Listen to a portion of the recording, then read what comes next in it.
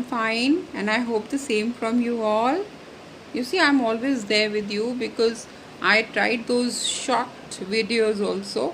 So I got so involved in them that I did not make the other ones. But yes, today I wanted to tell you a few things. There are certain things in life which tire us, and there are certain things in life which inspire us. So we are the ones who have to decide what are the things which tire us and what are the things which inspire us. Generally, nothing should tire us, everything should inspire us. You must be thinking why I'm playing with these words.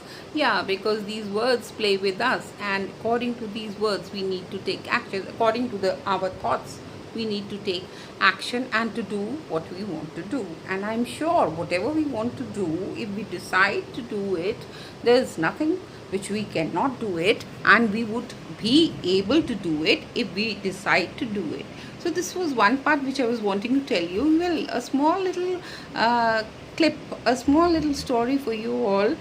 It was that in a village, there was no water, and everybody used to take the pots, and then they used to go to the village pond, and from there it was forlorn. It was quite far away, and from there they used to fill water and bring that water and then use it. And it was a Herculean task. It was a very difficult task to go daily and to go and fill water and then to get back. So somebody in the village went somewhere in a city, and that boy, when he came back, he had a vision. He had a vision because he had done his engineering, and he had a vision. He was a visionary. He decided, but in spite of having a vision also, it was that dramatic decision which he took. He said, I'm going to build a pipeline, and with that pipeline I'm going to make sure that the pond water should reach the village. Everybody ridiculed him, everybody redeemed him. Nobody was nobody was appreciative about what the boy was wanting to do, but the boy never gave up. He had once decided that he would do it, and in due course of time he was able to do it, which was something very amazing for the villagers. Well, the net result was, the net result was that the water started coming in their taps.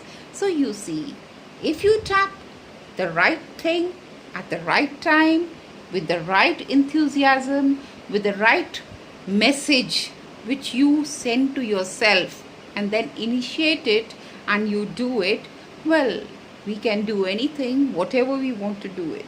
Time, age, restrictions, they are no bar. They are all in our mind, and we need to decide what is the right decision at the right time we should be taking, because the right decision at the right time matters a lot for every individual.